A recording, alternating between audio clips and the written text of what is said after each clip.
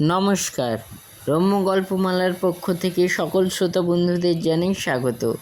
আপনাদের সাথে আমি রম্য মাইতি। আজ শোনাতে চলেছি সাহিত্যিক সুনীতি মুখোপাধ্যায়ের লেখা একটি মজাদার গল্প, নাম বদল।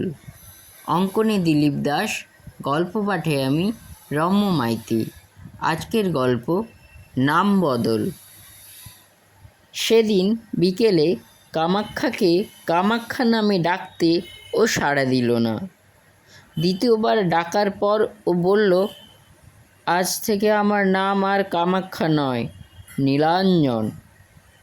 দলের গণপতি, সুদাম, গোকুল, শুভরা কামাক্ষার কথা শুনে অবাক। ওরাও তো ছোটোবেলা থেকে কামাক্ষার নাম কামাক্ষাই শুনে এসেছে। স্কুলের হাজিরা খাতাতেও তো ওর এই নামটাই। আজ পিনাকি স্যার বাংলার ক্লাসে রবি ঠাকুরের দীনদান কবিতাটা মুখস্থ ধরছিলেন। উনিও তো বললেন, কামাক্ষা শূন্য নহে, রাজা দম্ভে পূর্ণ তাহার। পর থেকে 8 লাইন মুখস্থ বলতো। তখন তো কামাক্ষাই দাঁড়ালো। তাহলে বলার ছিল অনেকেরই অনেক কথা, কিন্তু কামাক্ষার রাশভারী লোকের মতো ভিরিক্কি চালের কথায় সবাই ঘাবড়ে যায়, চট করে কিছু বলতে সাহস করে না। আসলে কামাক্ষা ওদের দলের ছেলে হলে কি হবে, একটু দল ছাড়া ও বেশ গুছিয়ে কথা বলতে পারে। স্কুলে যেসব ভালো অনুষ্ঠান হয় সেগুলিতে ছাত্রদের তরফ থেকে স্যারেরা কামাক্ষাকে স্টেজে ডাকেন কিছু বলার জন্য। সুবক্তা হিসাবে ও পুরস্কারও পেয়েছে কয়েকবার। ছড়া কবিতা লেখে। ওর কবিতায় উপচিকিৎসা, অবাঙ্মনসগোচর, অবিমিশ্রকারিতা গোছের সব শক্ত শক্ত শব্দ ঠাসা থাকে। গোবর্ধন, সুদামদের মতো সাদা মাটা ছেলেরা কামাক্ষার কবিতার মানে বুঝতে পারে না। কামাক্ষার এইসব স্পেশাল কেরামতির জন্য দলের সবাই ওকে একটু সমীহ করে চলে, কিন্তু তাই বলে সকালের কামাক্ষা বিকেলে নীলাঞ্জন হওয়ার ব্যাপারটা ওরা মেনে নিতে পারে না। গোবর্ধন বলে ফেলে, সে আবার কী রে কামাক্ষা, তুই তো বরাবরই কামাক্ষা, তুই আবার নীলাঞ্জন হবি কী করে? কে তোর নীলাঞ্জন নাম রাখলো?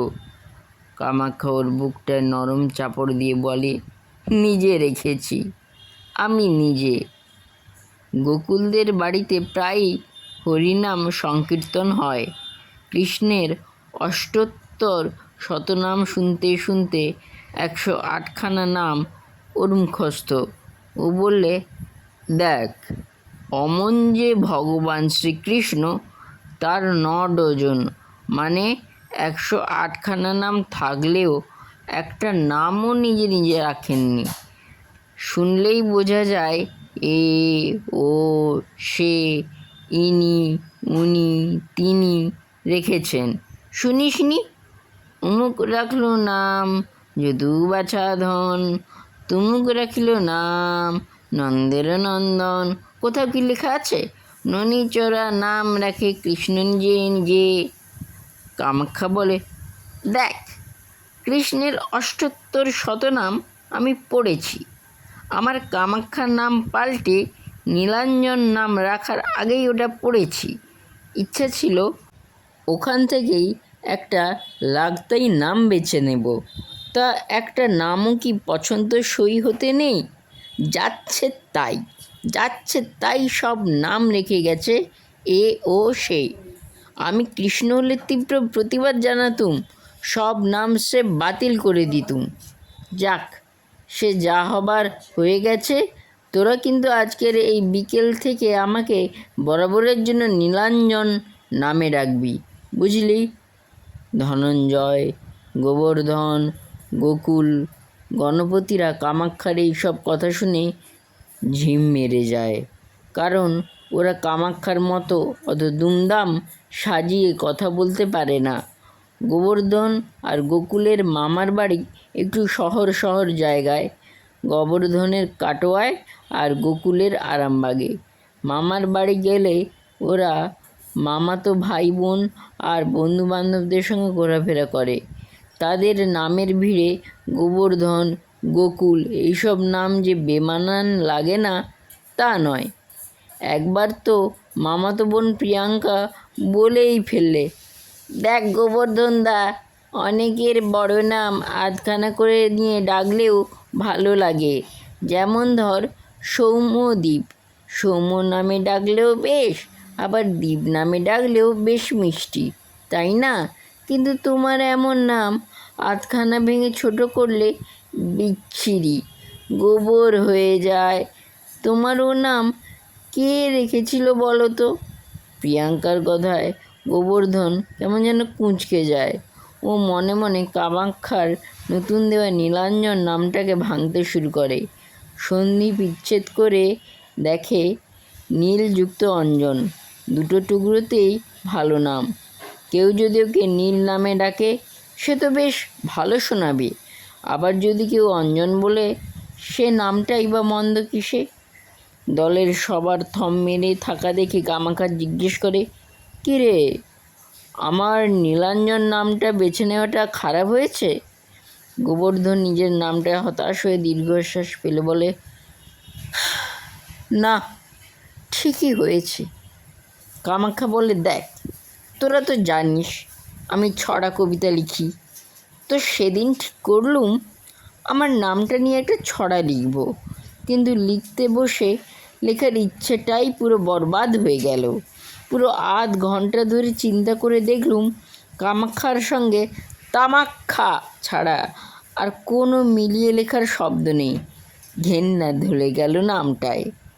গোবর্ধন, তুই ভেবে দেখ, তোর নামটা ছোট করে বলতে হয় গোবর কিংবা গোবরা।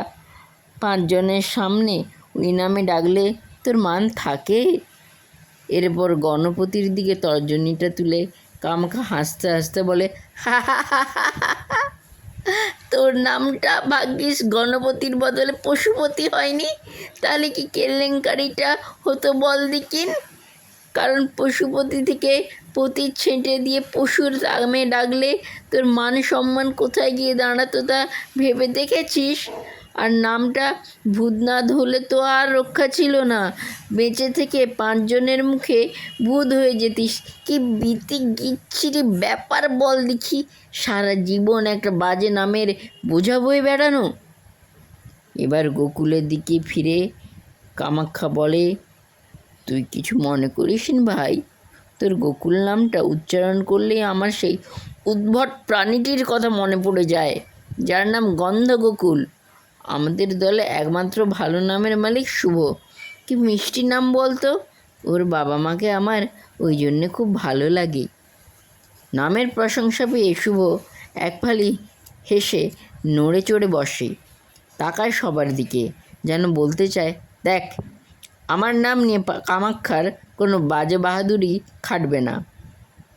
কামাক্ষা বলে, শোন, আমরা যারা বড় বিচ্ছিরি নাম বয়ে বেড়াচ্ছি তারা দল বেঁধে একটা আন্দোলনে নেমে পড়ি আয়। আমরা পথে বার হয়ে চিৎকার করে বলবো, আমাদের এই বাজে নাম মানছি না, মানব না, আমাদের পছন্দ মতো নাম চালু করতে হবে। জানিস, এখনও পৃথিবীর কোনো দেশে নাম নিয়ে কোনো আন্দোলন হয়নি। চালাতে পারলে খবরের কাগজ, রেডিও, টিভি ছুটে আসবে, খবরের সঙ্গে নাম, ছবি ছাপা হবে, দেখানো হবে। দলের কেউ কোনো সাড়া দেয় না। ওরা শুধু অবাক হয়ে ভাবে, কামাক্ষার মনে এত ভাবনা আসে কেমন করে? আচ্ছা, তোরা পুপাড়ার তরুণ দাদুকে তো সবাই চিনিস। ওর বয়স এখন 80-র কম নয়। চুল পেকে কাশফুল, চামড়া ঝুলে পড়েছে, ওঠা হাঁটা কোনো রকমে। ওকে আমরা বলি তরুণ দাদু। আচ্ছা, উনি কি আর তরুণ আছেন? তরুণ নামটা কি করুণ শোনায় বলতো? আমাদের পাড়ায় আমরা যাকে নবী ঠাকুমা বলি, ওর আসল নামটা আমি জেনে নিয়েছি। ওর নাম নবী না, বোঝো দেখি, 5 জনের ভিড়ে ওর কোনো গুরুজনকে নবীনা নামে ডাকলে উনি লজ্জা পাবেন না? আমাদের আন্দোলনে নাম লেখালে আমরা ওই সব বাজে বেনাম নাম পাল্টে ফেলার ব্যবস্থা করব। শুভ আর থাকতে পারে না, বলে, বাব্বা কামাখ্যা, তুই এত ভাবনাও ভাবতে পারিস? সরি, ভেরি সরি, কামাখ্যা নয়, নীলাঞ্জন। কিন্তু এই নাম বদলের আরও 2-5টা উদাহরণ থাকলে আন্দোলনটা জোরদার হতে পারত। কামাখ্যা লাফিয়ে উঠে বলে, আমি কি সেটা ভাবিনি ভাবছিস নাকি? এ ব্যাপারেও স্বামী বিবেকানন্দ আমাদের সহায় হবেন। তিনিও নরেন থেকে স্বামী বিবেকানন্দ হয়েছেন। শুধু তিনি কেন, সব সন্ন্যাসী মহারাজই আমাদের সহায় হবেন। খবর নিয়ে দেখ, ওরা যতদিন সংসারে ছিলেন তখন একটা নাম, আর সন্ন্যাসী হবার পরেই নাম বদল। শুভ বললে, সে তো ওরা আশ্রমে আছেন বলে, তাই ওদের নাম পাল্টে যায়, কিন্তু আমরা? কামাখ্যাকে হারানো কঠিন। পড়াশোনায় ভালো ছেলে হিসাবে নাম আছে। ও বলে, আর্যদের সমাজে চতুরাশ্রমের কথা কি ভুলে গেলে নাকি? ব্রহ্মচর্য, গার্হস্থ্য, বানপ্রস্থ আর সন্ন্যাস। আর গৃহ মানে বাড়িও তো একটা আশ্রম। তো আমরা নামের শেষে আনন্দ না পুষিয়ে অন্যভাবে নাম পাল্টাবো, আর সে অধিকার আমাদেরও থাকা উচিত।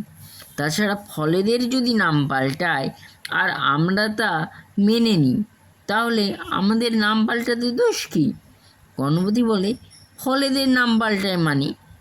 আম কাঁচাতেও আম, পাকলেও আম। পেয়ারা, জাম, জামরুল, তাল, বেল, এদের সবারই তো কাঁচা পাকার একই নাম, পাল্টায় কোথায়? ভুলে গেলে কেন? নারকেলকে একেবারে কচিবেলায় মুচি বলে, তারপরের অবস্থায় নাম ডাব, আর শ্বাস জমলেই নাম বদলে নারকেল, তাই না? 3 নাম বদল। তারপরে ওই কাঁঠালের কথা ভাব না, ছোটোবেলার নাম এঁচোড়, বড় হলেই নাম বদলে কাঁঠাল। এ কথা শোনার পর দলের কারো মুখে আর কোনো কথা বার হয় না। কামাখ্যা বললে, কাল থেকে তোরা স্কুলে আমায় কিন্তু নীলাঞ্জন নামেই ডাকবি, তবে আন্দোলনটা দানা বাঁধবে। তবে কি জানিস, আমি বুড়ো বয়সে আর একবার নাম বদল করব। তখন এই নীলাঞ্জন নামটা মানাবে না। কী নাম নেব জানিস? শুভ্র। কারণ তখন মাথার চুল, ভুরু, গোঁফ, দাড়ি পেকে সাদা হয়ে যাবে। শুভ তা শুনে বলে, আমিও। আমাদের দুজনেরই নাম হলো শুভ্র। তার একটু ঝামেলা আছে। তোর নীলাঞ্জন নাম পাল্টালে হবে শুভ্র, কিন্তু আমার কুछ ঝামেলা নেই হ্যাঁ ইয়ার। স্রেফ শুভ নামের ভয়ের নিচে একটা রফলা জুড়ে নেওয়া। কামাখ্যা এইখানটায় শুভর কাছে হেরে যায়, তবে তাও সামলে নেয়। বলে, দুজনেই শুভ্র হলে আমি কিন্তু 1 নম্বর শুভ্র হব, তুই হবি 2 নম্বর, কারণ আমি কোনো রকম 2 নম্বরিতে নেই। কেমন লাগলো আজকের গল্প তা কমেন্ট বক্সে অবশ্যই লিখে জানান। গল্পটি ভালো লাগলে লাইক এবং শেয়ার করতে ভুলবেন না। পরবর্তীকালে নিত্য নতুন নানা সাথের গল্প কবিতা শুনতে এখনই আমার চ্যানেলটি সাবস্ক্রাইব করে আমার পাশে থাকুন। ধন্যবাদ।